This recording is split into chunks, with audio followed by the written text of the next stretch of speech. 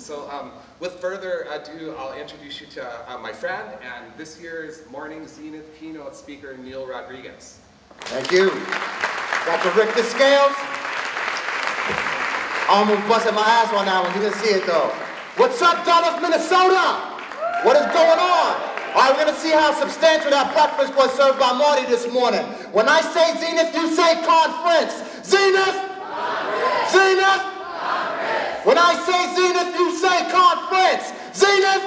Conference. Zenith? Conference. Very good, very good. Hope you brought your Richter scales. Notice on the flight over here. By the way, say what's up to YouTube for me. Say what is up. Yo, next time throw some more protein in that gift bag, my man. Come on, baby. What is up, Donut? Make it shake. That's what I'm talking about. I noticed coming down here that as passengers on a flight, you're like typically the person with the less type of protection. The flight attendants, they actually have better seatbelts. They have a shoulder harness. They have this thing working, they have a shoulder harness, they got a lap belt. We just got a lap belt without any cushioning. And I think they have a parachute and an eject seat that they pull out of the wall. And plus, to top it off, these people, they fly for free and they get paid to do it. So I think we're in the wrong conference. I think we need to be in that flight school that teaches you how to dance while you're showing off the safety features of the plane. Like, here's how you buckle the safety belt. This is how you put on the oxygen mask. And then, doing the twerk and all that while you're doing the same type of effect. Anyway, lesson 1, case study, 2007. I'm at one of the first search marketing expos, socials that are held by Danny Sullivan. He had left his previous company with which he worked previously. And I sit next to a gentleman, and he tells me something real well. It's going to resonate throughout this entire talk. The most popular person in a conference is the one with the extension cord. Keep that in mind. Go ahead, rewind that back into 1986, about 1986, 1987, where I launched my first business venture. It's actually a failure, but this is the way it went. I was the first person in Miami, Florida to have a Nintendo Entertainment System. And I had already beat Super Mario Brothers. I had the callus on my thumb to prove it. I had already beat it, so these little kids would come into my house, they'd rate it, and they'd take it over. My mother, she was Jehovah's Witness, she's very nice and religious. She's making me allow them to play. So I was like, listen, you guys pay me a quarter, I'll give you 3 lives times 3. You can reset the button like about 3 times, I don't care. And I'll even blow the cartridge for you if the thing doesn't work, right? And I think it's a fair deal, right? And the kids start complaining like, Miss Rodriguez, he's charging me 25 cents to play the game. It's like, stop charging little kids 25 cents to play the game. Let them play the game.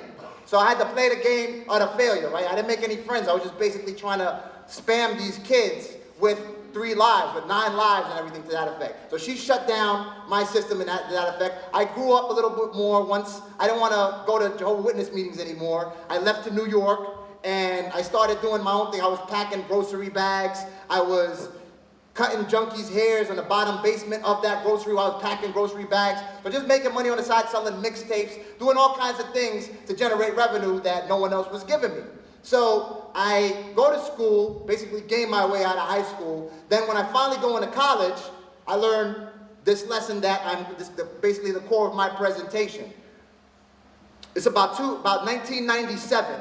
I am among a class of remedials because I didn't do anything good with my high school, so I had to take remedial courses. I had a speech class held by a very accomplished actor/professor, Professor Nigella, and every time he would say something, I would object to it. I came pretty well read. Like I was talking very frequently with like a small group, a small chapter of the Nation of Islam. They were called the 5% Nation, and we would always like debate everything. So I came in there very aggressively, unlike how I am now. So every single time that he would say anything, even with something to my favor, like let's give $1 million to Neal so he can save the world. I'd say I object. You know, how about everyone they give me that $1 million anyway, and then you jump on the phone and get every other university to donate their tuition to me so I can even save the world at a better scale, right? So I'd object to everything that this person had to say. And then when I would submit my papers, I would deliver everything to the T. Deliver my arguments exactly how I thought, and I'd still get like a B+. So I'm figuring, damn, what's going on? I work hard on this thing. I'm going sleepless trying to put my presentations together. I still get a B+. I didn't come in here for B+. I came here for A's.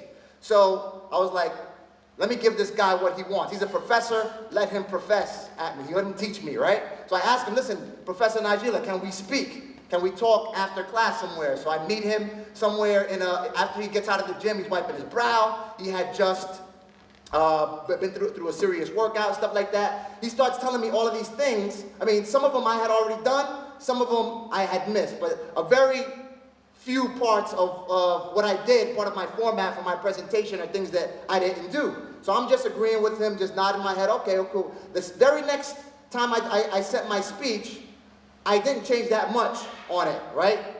Everything that he had told me, I felt that I had already done it.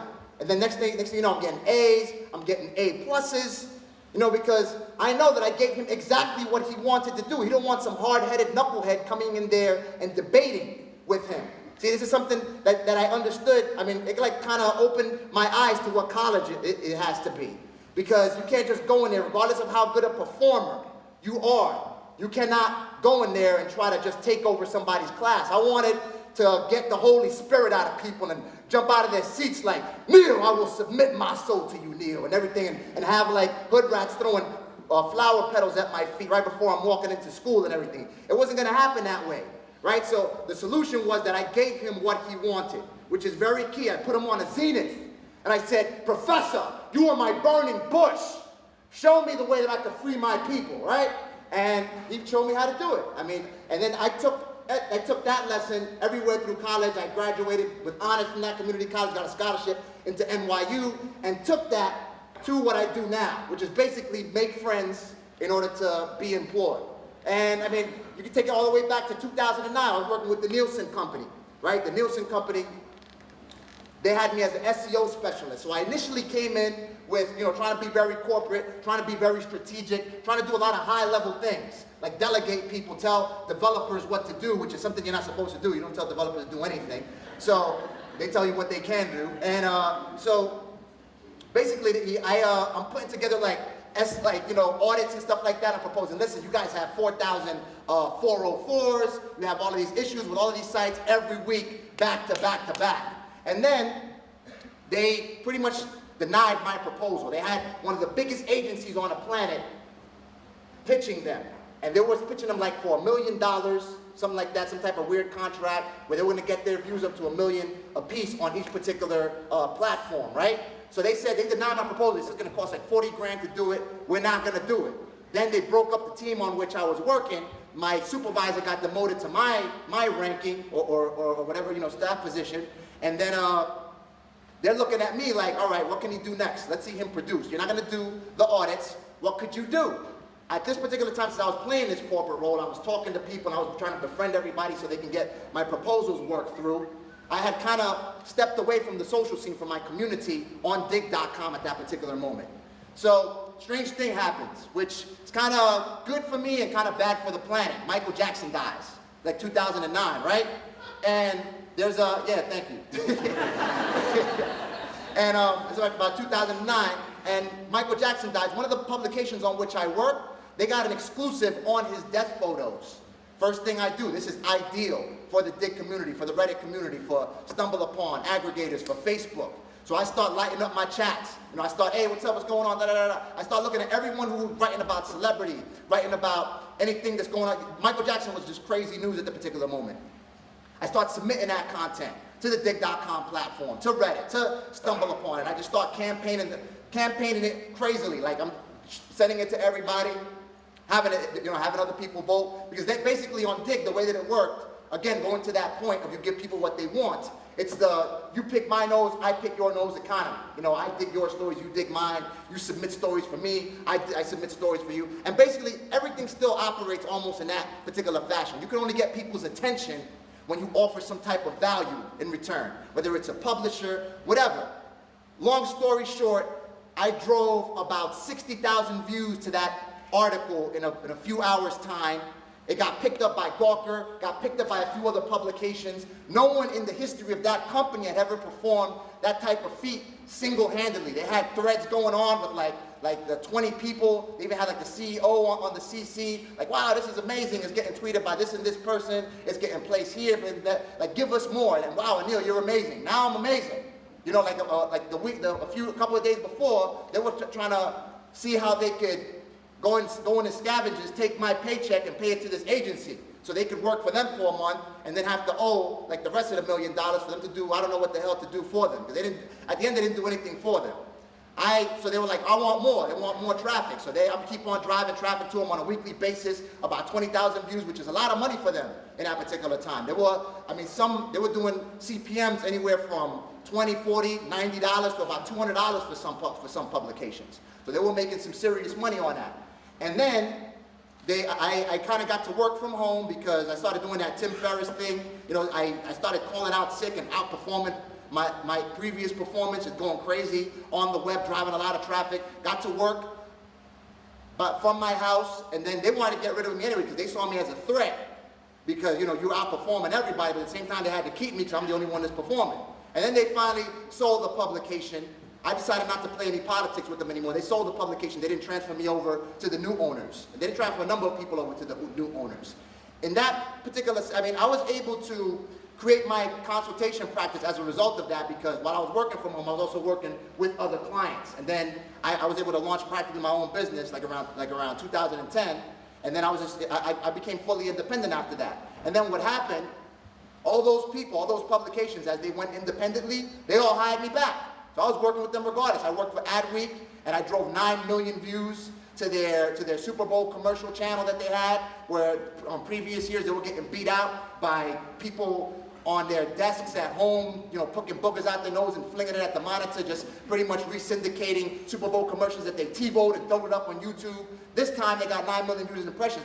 They had some of the most widely viewed videos on the web for that particular Super Bowl, right? And the one thing that I realized, again, regardless of how good a performer you are, again, I still take it as kind of a failure on Nielsen because I would have played more politics with them. I would have built more relationships, gotten drunk with a few of those executives and passed out with them on a couch with our eyebrows shaven and some lipstick on our face. Then perhaps it would have been a case where, all right, they would have kept me on for a few years. I would have still been on board, right? But regardless, I was making relationships online, but I wasn't building those relationships offline, which was a failure and a win at that same particular time. So as you start to notice, everywhere where you are looking to work with somebody, you offer some type of value. In this particular case, it was basically just friendship. I didn't want to offer that particular case. So regardless of how good a performer you are, regardless of how strong, you always have to go out there and distribute content. You have to speak to people. You have to befriend people, which kind of almost brings me to this case. I was driving traffic to a large number of publications. We took this as sport when I was on dig.com, Reddit, and the aggregators and everything. I would just post content up just to see what is the content that is most popular, right? Just to see it, and just to get a feel for it. That's what you got to do. You got to get a feel for it. You have to have an understanding as to how everyone likes the content and how they want to consume it. What they like and how they want it. That's exactly how you got to submit content. And you learn it by taking it as sport. You start to post content up on a consistent basis, which is what made, I have a friend, he has a Facebook network along different sub-verticals. It's about over 1 million likes strong, and he does it basically just syndicating hot content. Syndicating hot content on a regular basis. It's all organic. It's all grassroots growth. That's the same thing I was doing on the aggregators. Same thing I still do on the aggregator because you can't force feed. I have a son. I have a 4-year-old son. He's a finicky eater. He doesn't like most choices of protein, which is like he doesn't like pepperoni. He doesn't like hot dogs or anything that effect. He's a wannabe vegetarian, right? The only thing that he'll eat that has some type of protein in it is cheese. So what he'll do, I'll keep giving him food, and he'll just keep stuffing his mouth with it. He'll have like a bulge coming out the side of his cheek because he has all this food stuffed in, and keep it there for hours. The trick is to go ahead and dice some pears into little pieces and just stuff the pear in, and then kind of like help him move that food into the chewing area so it can stimulate his chewing action again. That's the same thing that you, and he starts chewing because he wants to taste the pear, the sweetness. That's the same thing you have to do on these social platforms. Come in with some type of context. Ensure that everything that you put on there, it's something that you've seen virally distributed in a previous moment. It's built in that type of structure. That's what I do on a daily basis. If you go to nealrodriguez.com/trends, I have a number of websites linked where you can perform this type of research. You go to the Reddit top section where you see historically what are the websites that have been promoted, what are the stories and the ideas that have been promoted to popularity on this platform. There's a tool called the Content Idea Generator where you plug in a keyword and it'll tell you what went well on Bing, what went well on Google. You work with the odds, basically. No, you're not going in, if you hear me speak, you're not going in there to lose. Bottom line, because again, regardless of how good your content is, you have to give it to them how they want it. Okay, how they want it, exactly how they want it. And be consistent with it. Be consistent because no matter how good you are, you could be, if a hooker, she could turn 40 tricks a night. If she jumps out her face and starts screaming at her pimp, she will be pulling steel toe out of her butt cheeks. So that's the same way. You have to, regardless of how good a performer they are, you still have to go in there. You have to be nice. You have to befriend people on these platforms. Perform queries on them. On Facebook, who are the people that are interested in the type of content? What's the type of content that gets virally distributed so you could package something like that? And if you're not doing this on a consistent basis, you may just have to realize that perhaps whatever it is that you're trying to push is not anything that involves your passion or anything that you like. Because sometimes we get involved, and sometimes you love the money. You just want to, oh man, I'm working for this, I got a six-figure job or something to that effect, and I want to be able to continually to generate. I like these $4,000 checks every week, right? But whatever you're doing, you hate or you do it like once a week. Let's go ahead and post something on social media just so we could say we're doing something. And just so you could say, we're posting on a regular basis, but it doesn't work. It doesn't work. Be consistent with it. Pick something that you can express your expertise on and put it out on a regular basis. That's where your focus has to be. That's the key to it. Because if you're doing it like that, that's the only way you're going to be consistent with it. Because you're not going to want to spend time with anything else. You're just going to want to do exactly what you love. Like quote gurus out there telling you, oh, stop gaming. Stop watching Lost. And stop watching House of Cards all day. And sitting back and getting fat in your stomach or anything to that effect.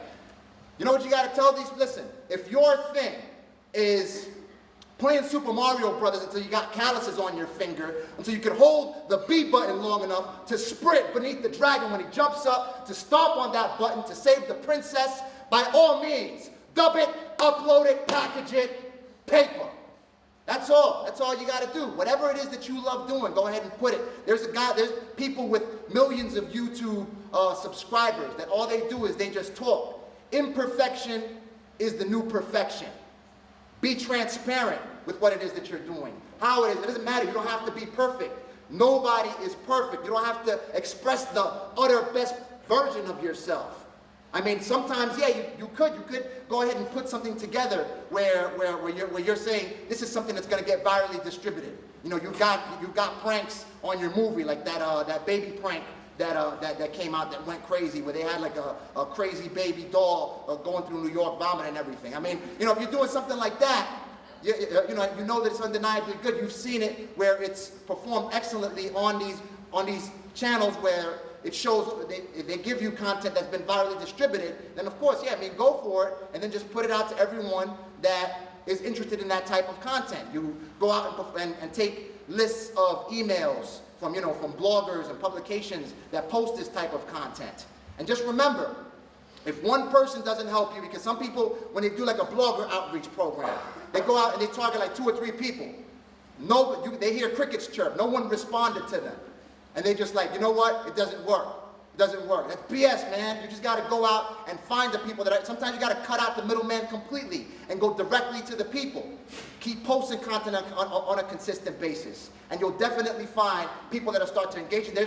There's a kid out there, he makes machine guns out of Legos, and then he shoots Legos as target practice and makes tens of thousands of dollars on ad money on YouTube. So there's practically any interest out there. Anything that you're interested, there are people that are ready to engage with that type of content. All right? I mean, that's basically it. That's basically it. You befriend these people. When I was writing for Forbes, before I wrote for Forbes, I was driving 10 gargantuan influxes of traffic, probably for years with them. And one time I was able to get the attention of the editor, the executive editor of the publication.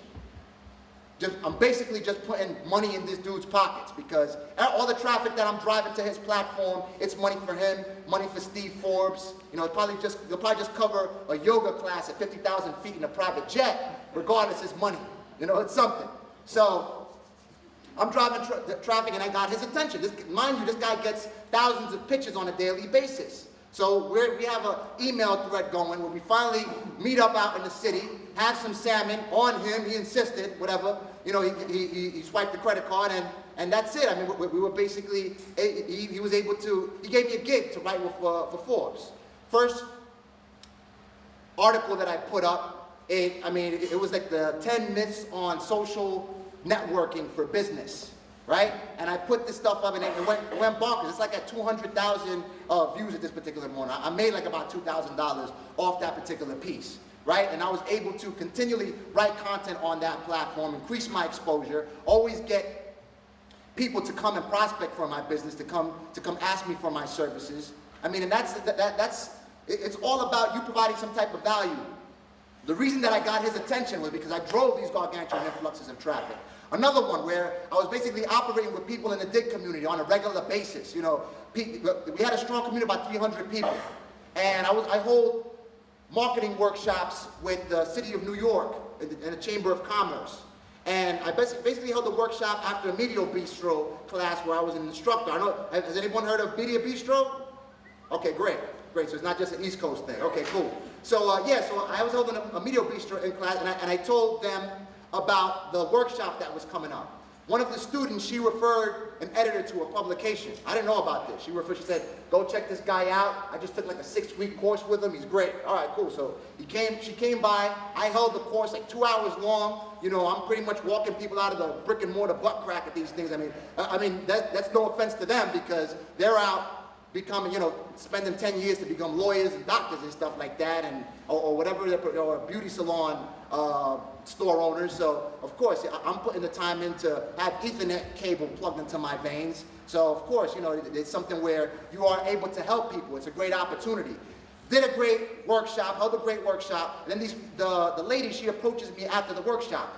I work with a publication, I need you to help me with this. I'm like, yeah, all right, cool. Yeah, let's talk. She's like, all right, I'm gonna have you speak to the person that's handling our digital. So she spoke to the person that's handling her digital. The person handling digital, she's working with somebody else that is one of my digettes. This lady with whom I've always that I've spoken to, we always helped each other out. We've helped promote each other's content. I interviewed her, put her on a Huffington Post, everything. So of course she's gonna give me raving reviews about what I could do on their behalf. Bing, that's like about 3 referrals in one. This client ended up being about a $200,000 client. I still operate with them. I worked so effectively with them, got them so much coverage that they became the leader in their vertical, and they were chosen by the Obama campaign to communicate to the Latina community. And we held a historic chat. I coordinated all the tech behind it. After that, I became this big political pundit. Every time that Mitt Romney would open his mouth, all I had to do was fact check it, call him out on his bullshit, put it up, and it'd go bonkers. You get all types of traffic. Then I started doing stuff on YouTube on my own behalf. Made like about $5,000 off of posting political content up after the election. My last one was last year. Client work started getting too big, so I haven't had a chance to go on there. And that's just money coming from hundreds of thousands of views that I'm driving to this content that people are eager to consume. So that's what you basically got to do. You structure whatever it is. Remember the pair. Structure whatever it is. How these people want to consume it and distribute it in that format. Which goes back to that day in 2007 with that honorable gentleman with whom I sat next that told me the most popular person in the conference is the dude with the extension cord. After that, I'd always hit Target or hit a 99-cent store to grab like 4 or 5 extension cords. Pardon me that I didn't bring it. And that man's Marty Weintraub. He's the one that told me that. And that's what you got to do. You got to have an extension cord for everybody, man. For everybody. Sometimes I've gotten links just literally off of that. I mean, I went to one conference where I had like an extension cord. People were feeding off of it. I started interviewing the people on there, and the people were linking back to the interviews. So, you befriend people. I got to interview Miss America on that particular year. I got to interview, I think it was Donald Trump's daughter. I forgot who her name was. And Donnie Deutsch, man, I'm going to mispronounce his name again. Deutsch, all right? That was kind of a failure because I actually said, good afternoon, what do you call it?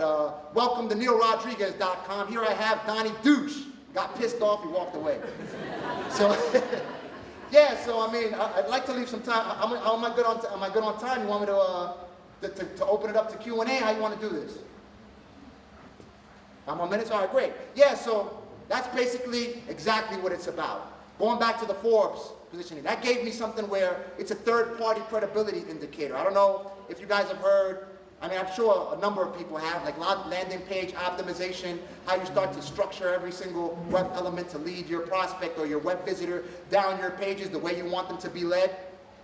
So third-party credibility indicators are part of that. You put that next to your calls to action, wherever you want your people to leave their contact information, and you increase the chance that they'll hit that button.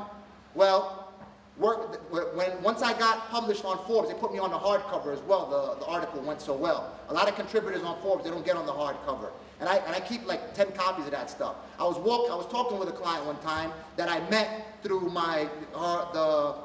the mother. She's the mother of one of my son's friends in pre-K. Like even my son, he helped me get a contract, right? So I'm talking to her and I'm explaining the things that I do. She's like, I need you to come work for me. Come talk to my husband. He wants to speak to you and everything. So we're speaking and stuff like that. He's telling me, oh, I want to give up on the internet. I hate it.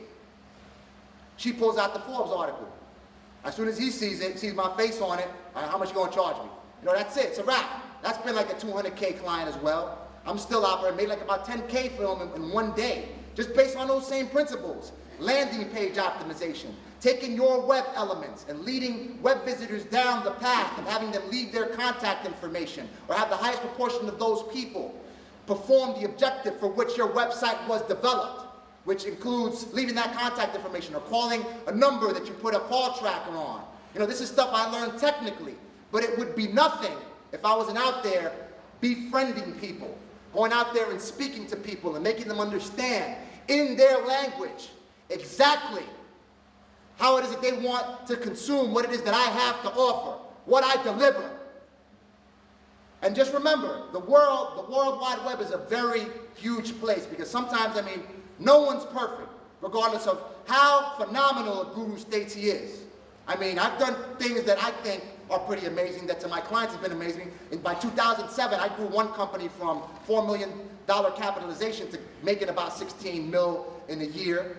In a year's time, I was able to do that through, first off, outsourcing people to get links and everything when that stuff was still working on Google, and then working through, social media marketing campaigns where there was this guy, this very fervent, this like grassroots campaign-driven candidate called Ron Paul. He was very popular at that particular time, and anything you put on him supporting him, it went bonkers. So I called him, and I find out that he's still transporting himself on a commercial jet, fighting for elbow room while the fat lady next to him is whispering in his ear like, Dr. Paul, do you really think banks are still too big to fail? While some baby with a loaded diaper in front of him is screaming in his ear and stuff like that. He's still doing commercial while Hillary Clinton's flying from VA to CA for like $150,000. So I offered him a free trip on a private jet. It went crazy. And I got a lot of links to it. It actually got taken off of some of the social aggregators. Actually, just a dig aggregator. It got what was called buried, where it got removed, but the damage was already done. I already had all kinds of political bloggers linking to it. They started, to why the claim, started sending me emails. You're such a patriot, Neal Rodriguez. You're the next Paul Revere. These are the kind of people that we need. I'm glad that Dr. Paul is not censored on your platform, everything to that effect. And that helped this website outrank other websites that were using agencies to build links and have them rank prominently for some of the most competitive keywords in the general aviation industry. And so, I mean, it's basically it, just befriending, and that befriending mechanism, it either goes on a person-to-person basis where you don't scale it, or you're either studying these platforms and you're seeing what got virally distributed. What is it that you can, how can you package your content in the same fashion and then just keep on going at it? Remember, it's a lab. It's a lab. Thomas Edison reportedly, it took 10,000 times to create the light bulb, and this is something that's nowhere as near as revolutionary. You know, other people have done it. They've been successful at using these platforms to get work, to get job, to make sales. You could do it too. Feel free to ask me anything that I want. Figuratively speaking, I'm streaking out here in Speedos. So, you know, go ahead and ask me anything you want. You want to open it up to Q&A. And I thank everybody for coming. Thank you very much. I greatly appreciate it.